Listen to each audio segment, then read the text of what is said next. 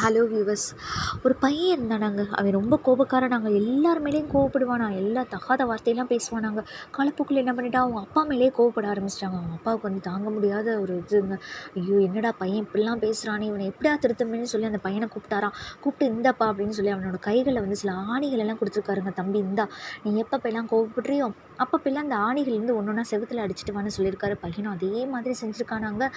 இவனுக்கு காலப்போக்கில் அந்த ஆணிகள் அடிப்பான் இல்லையா, அந்த எண்ணிக்கைலாம் குறைய ஆரம்பிச்சிருக்கு. உடனே இவனுக்கு ரொம்ப சந்தோஷம்.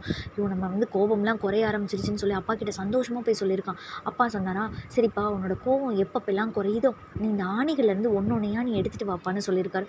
பையனும் அதே மாதிரி செஞ்சுருக்காங்க. எடுத்து ஆணிகளெல்லாம் அப்பா கையில் கொடுத்துருக்கான்.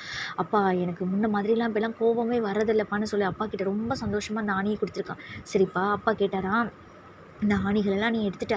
ஆணிகளுங்கிறது இந்த கோபம் மாதிரிப்பா, நீ எடுத்துட்ட, அதை ஈஸியாக எடுத்துடலாம். ஆனால் இந்த ஓட்டைகளெல்லாம் நீ என்ன செய்வ?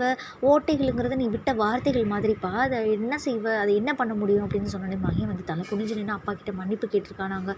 இந்த கதையிலேருந்து நம்ம என்ன தெரிஞ்சுக்கிட்டோம்னா, நம்மளும் கோபம் வருங்க, நம்மளுக்கும் வரும், நம்மளும் மனுஷங்க தான் இல்லையா, கோபம் வரும். ஆனால் அந்த கோபத்துக்கும் ஒரு மரியாதை இருக்குல்ல. எந்தெந்த இடத்துல நம்ம கோவப்படணும் அப்படின்றதுக்கு ஒரு வரைமுறை இருக்கு இல்லையா. கோவப்படலாம், ஆனால் கோவப்பட்டு அவங்கக்கிட்ட மன்னிப்பு கேட்டாலும் அவங்களும் பேசிடுவாங்க. ஆனால் அந்த கோவத்தில் விடுற வார்த்தைகள் இருக்கு இல்லைங்க, அது அவங்க என்ன தான் நம்மளை மன்னிச்சு பேசினாலுமே அந்த வார்த்தைகள் எப்போவுமே அவங்க மனசில் தாங்க இருக்கும். இந்த கதையிலேருந்து நம்ம தெரிஞ்சுக்கிட்ட நீதியும் இது தாங்க.